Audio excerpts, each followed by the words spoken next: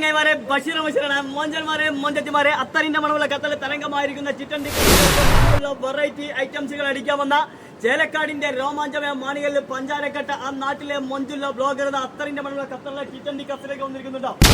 മൊഞ്ച് നോക്കിയാൽ മാഷാഅല്ലാഹ് പാൽ നിലാവ് പോലെ ഉദിച്ചിരിക്കുന്നത്. നട്ടപ്പാതിരിക്ക് ഇത്ര മൊഞ്ചുണ്ടെങ്കിൽ പകല് മാണികളെ അടിപൊളി വീര്യം കൂടിയ വേടൻ ഫലുദാൻ നമ്മളെ മൊഞ്ചന് കൊല്ലിക മൊഞ്ച് എങ്ങനെയുണ്ട്? വിളിച്ചാറല്ലേ പേരെന്താ പറഞ്ഞ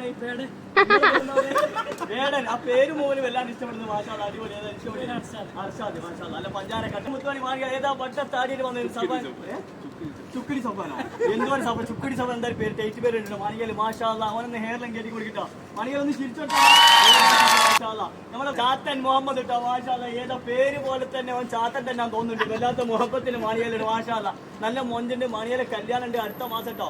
എല്ലാ ആൾക്കാരും കല്യാണത്തിന് പോയിട്ട് ഒന്ന് സഹകരിച്ചു കൊടുക്കുക. കല്യാണം നല്ല അടിച്ച് പൊളിച്ച് ഗംഭീരമായിട്ട് നാട്ടുകാരെ അറിയിച്ചിട്ടുള്ള കല്യാണം ആയിരിക്കും. മാഷാഅല്ലാഹ് അല്ലേ? നമ്മുടെ മാണികള് വേറെ മൊഞ്ച്. നിങ്ങളുടെ പേരെന്താണ്?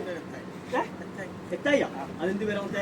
എത്തായി വേറെ ആദ്യമായിട്ടാണ് കേൾക്കുന്നത്. എത്തായി എന്നുള്ള പേര്. ഓനിക്ക് നല്ല അടിപൊളി മൊഞ്ചുള്ള മൊണാലിസ് പോലെ കൊടുത്തിരിക്കുന്നത്.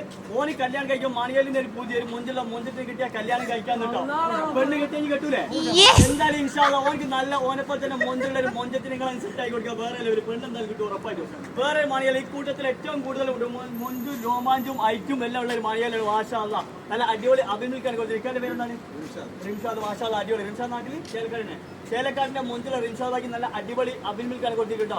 മണികളിൽ പഞ്ചാരക്കട്ട നല്ല പാൽ നിലാപോലെ ഒഴിച്ചിട്ട് ഓനെ ഒന്ന് ഹെയർ ലൈൻ കയറ്റി കൊടുക്കണം. ഒന്നും നോക്കണ്ട. അപ്പൊ ഇവരെല്ലാരും ഒന്ന് എന്ത് ചെയ്യുക? സെറ്റാക്കി ഹെയർ ലൈൻ കയറ്റി കൊടുക്കുക. അങ്ങനെ ഓക്കെ അല്ലേ? Okay bye.